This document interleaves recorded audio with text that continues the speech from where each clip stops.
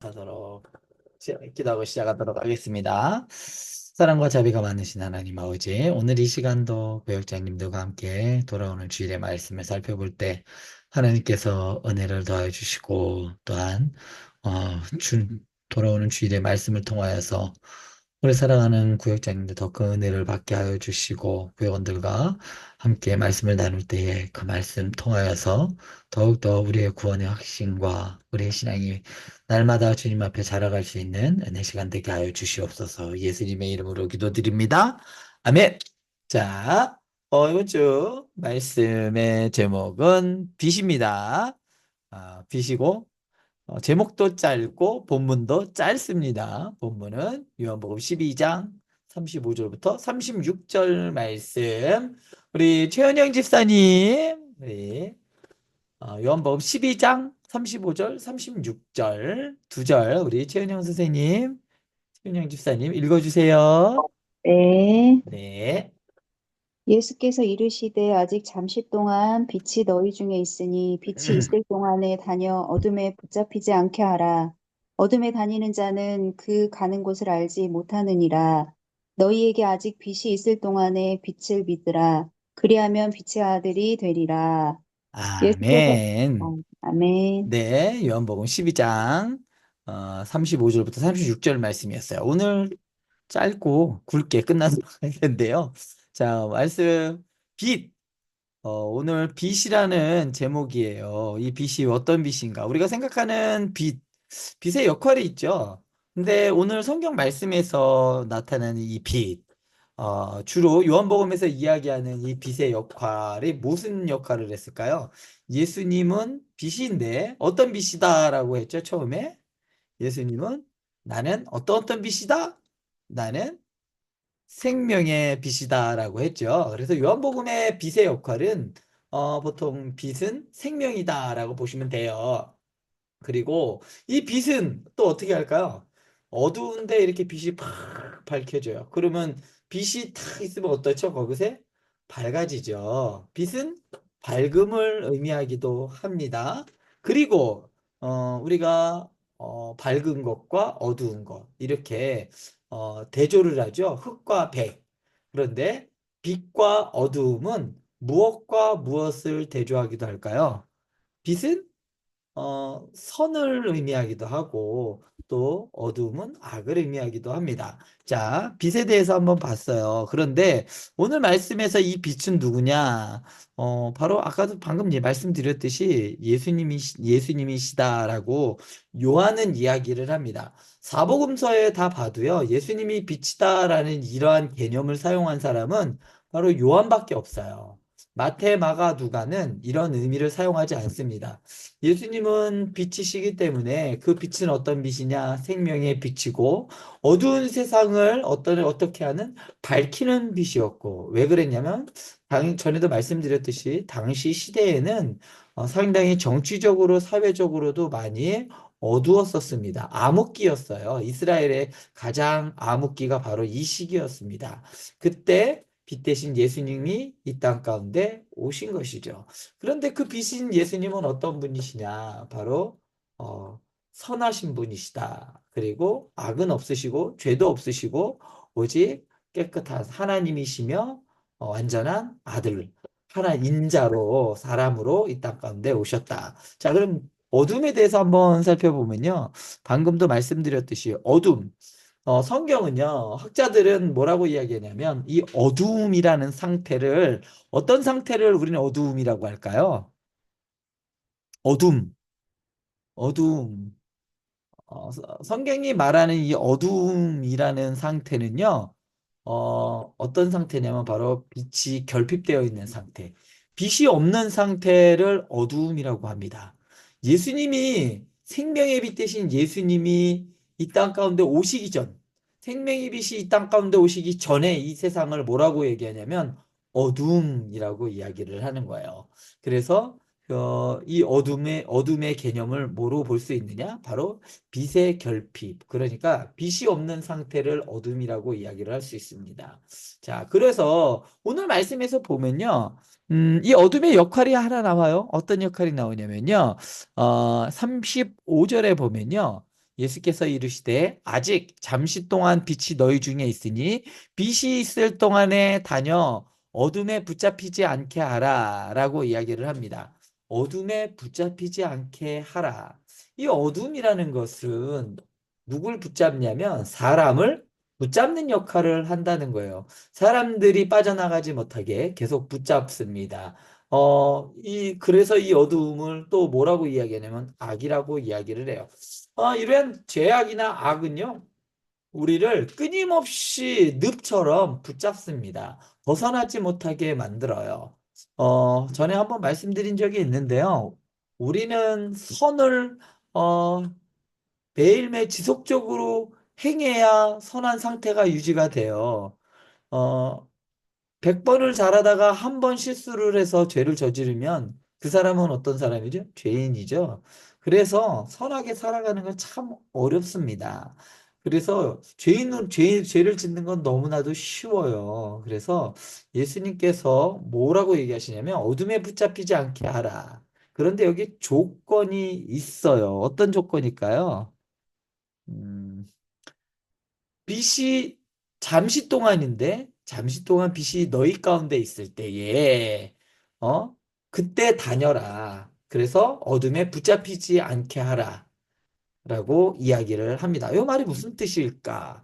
한번 살펴보면요.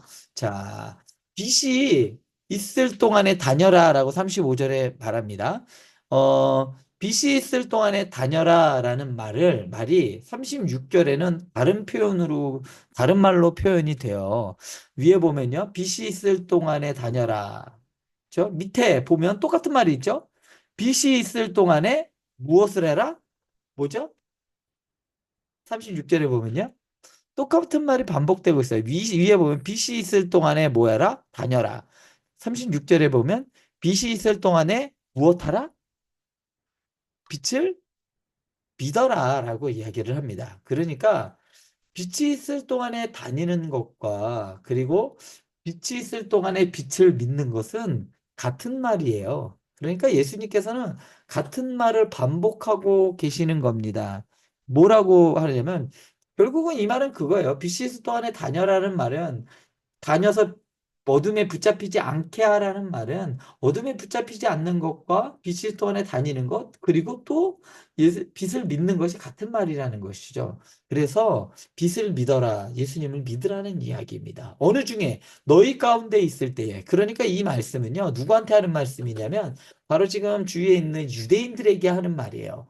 유대인 너희들 가운데 내가 왔잖아. 그러니까 빛인 내가 왔을 때 너희들이 어둠에 붙잡히지 않게 그렇게 그때 다녀라. 그리고, 너희가 어느 길로 다녀라? 만약에 어두움이 있다면 다니는 길이 옳은 길인지 그른 길인지 알 수 있을까요? 없을까요? 길인지 아닌지 모르겠죠. 빛이 없으면. 그러니까 빛이 없을 때, 예수님이 없을 때, 그 어딘지 몰라서 방황했던 영혼이 빛인 예수님이 오셨으니까 어떤 길로 다니라는 이야기냐면 빛 있는 길로 옳은 길로 다니라는 이야기입니다. 어둠에게 붙잡히지 않게 넘어지지 않도록 너희가 빛이 있을 동안에 길을 밝혀주는 빛이 있을 동안에 너희가 그 길을 따라가. 근데 그 빛을 뭐라고 우리가 빛을 어떻게 하고 가야 되냐면 믿고 가야 한다는 이야기입니다. 이거는 마치 이런 이야기예요. 바닷가에 바다에서 항해하는 배가 있어요. 깜깜한 밤에 항해를 할 때 등대에 불빛이 착 비춰줍니다. 그러면 이제 항해하는 사람은 뭐죠? 아, 저게 항구가 있구나라고 생각을 합니다. 그런데 항해하는 사람이 그 빛을 못 믿어요. 안 믿으면 방향을 제대로 잡을 수가 있을까요? 아니죠. 잡을 수 없죠.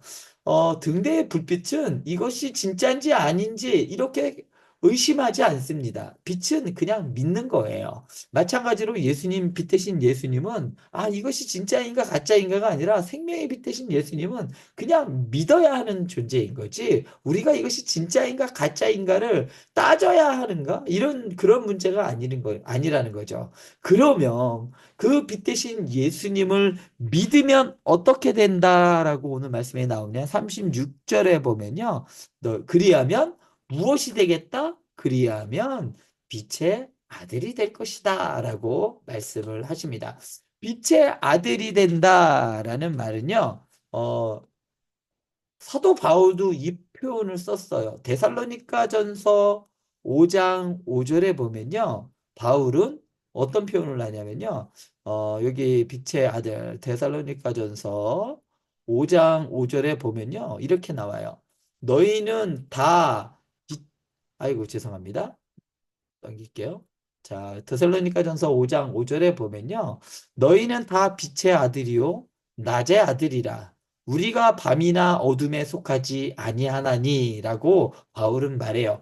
너희는 다 누구의 아들이다? 빛의 아들이다. 그래서 또한 빛이 있는 낮의 아들이야. 그래서 우리가 밤에나 어둠에 속하지 아니하였다. 우리가 밤에 속하지 아니하였다는 것은 우리는 낮에 속했다는 말이에요. 그래서 이 밤에 빛의 아들이다라는 말은요, 우리가 어디에 속했다? 우리는 어디?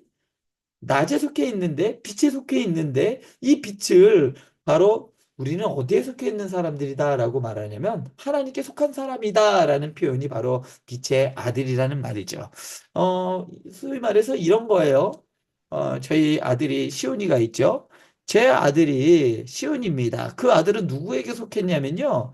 저에게 속했어요. 주민등록 등본을 띄워보면요. 저희 아들은 저에게 속한 걸로 나와요. 마찬가지예요. 빛의 아들이다라고 하는 것은 하나님께 속한 사람이다라는 의미입니다. 어땠을 때 빛의 아들이 된다고요? 바로 빛 대신 예수님을 믿을 때 하나님께 속한 사람이 된다. 그러니까 하나님의 자녀가 된다라는 이러한 말씀입니다. 자, 그렇다면 오늘 말씀이 나오는 배경이 있습니다. 35절, 36절. 왜 예수님께서는 이 빛에 대해서 말씀하셨는가? 34절에 보면요. 유대인들이 질문을 해요. 어떤 질문을 하냐면, 어, 이 무리가 대답하되 34절에 보면요. 우리는 율법에서 그리스도가 영원히 계신다함을 들었거늘 너는 어찌하여 인자가 들려야 하리라 하느냐. 이 인자는 누구냐? 예수님께서 얘기해요. 뭐라고 말씀하시냐면요. 나는 들려야 할 것이다. 내가 들릴 것이다. 인자는 들려야 하리다라고 이야기를 합니다. 그래서 32절에 보면 내가 땅에서 들리면 모든 사람을 내게로 이끌겠노라 라고 하십니다. 그러면서 요한이 부연 설명을 하죠. 이렇게 말씀하시면 자기가 어떠한 죽음으로 죽을 것을 보이심이라. 예수님께서 자기가 죽으심을 통해서 결국은 하나님께 영광이 돌려진다라고 이야기를 합니다. 그러자 사람들이 인자에 대한 이야기를 하니까 그럼 과연 그 사람이 이 인자가 누구예요? 그 인자가 누구야 도대체? 라고 질문을 하는 거죠. 그러면 이 인자는 누구냐? 그동안 그렇게 요한복음에서 예수님께서 말했죠. 나는 생명의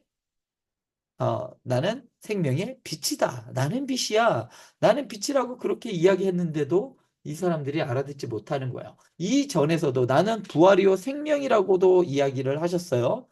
나사로의 죽어 살리실 때도 나는 부활이요 생명이라고 말씀하셨고, 이 생명에 대한 이야기를 계속 하셨습니다. 그리고 자신이 어떻게 생명을 줄 것인가에 대해서도 말씀했는데도 유대인들은 그것을 깨닫지 못했어요.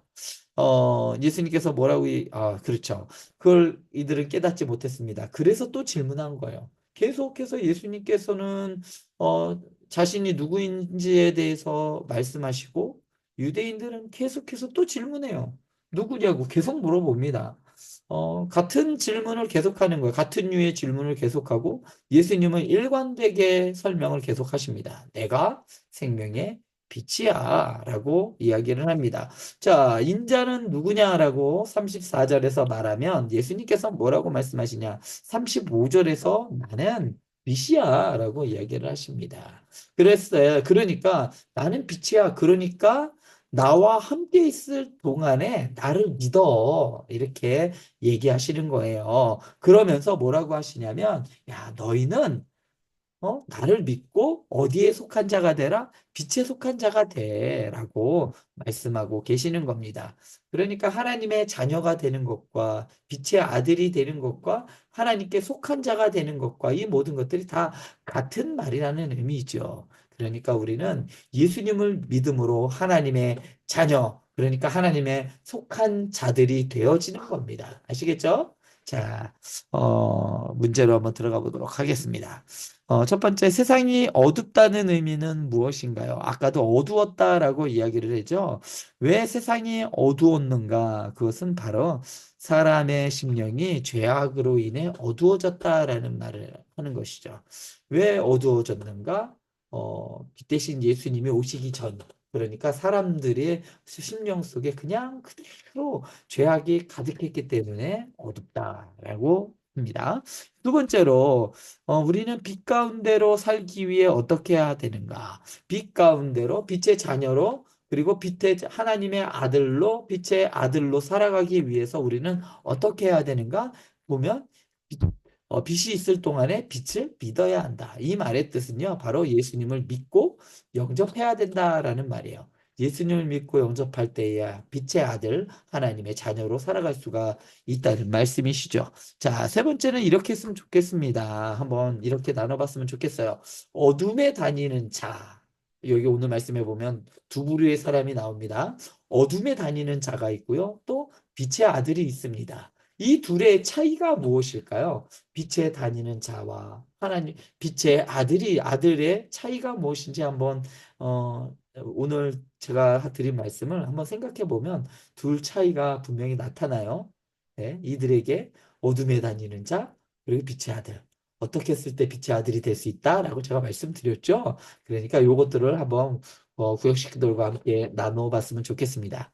뭐 답부터 말씀드리자면 원래 있죠. 예수님을 믿을 때에, 예수님을 구주로 믿을 때에, 그럴 때 빛에 있을 동안에 빛을 믿으라. 믿었을 때에 어, 그 차이가 있다. 예수님을 믿었는 자와 안 믿는 자의 차이가 여기 있다라는 것이죠. 예수님을 믿는 자는 빛의 자녀로 살아가지만 예수님을 믿지 않는 자들, 빛을 믿지 않는 자들은 빛이 없으니까 그들은 어디에 있다? 어둠에 다닌다. 그러니까 어둠에 다닌다라는 것은 그들이 어둠 속에서 길을 찾아서 다닌다라는 의미가 아니라요. 어둠 속에서 그 길이 어느 길인지도 모르고 그냥 가는 거예요. 인생의 길이 어디에 있는지, 이 길이 어디로 향하고 있는지 아무것도 모르고 그냥 되는 대로 간다는 말이 바로 어둠에 다니는 자라는 말입니다.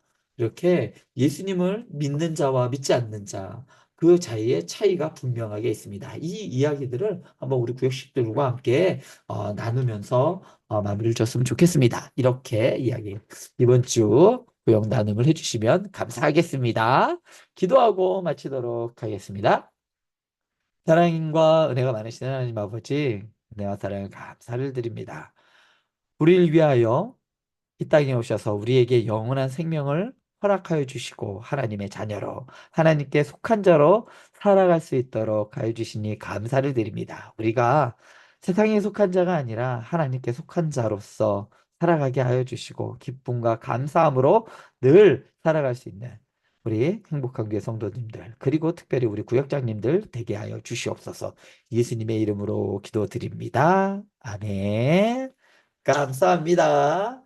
내일 수고하셨습니다. 내일 모레는 바자회가 있습니다. 내일 모레 뵙도록 하겠습니다. 많이 많이 홍보해 주세요. 그리고 맞아. 내일 금요기도회 있습니다. 금요기도회 오셔서 같이 기도했으면 좋겠습니다. 대신 짧게 합니다. 네. 그러면 내일 뵙겠습니다.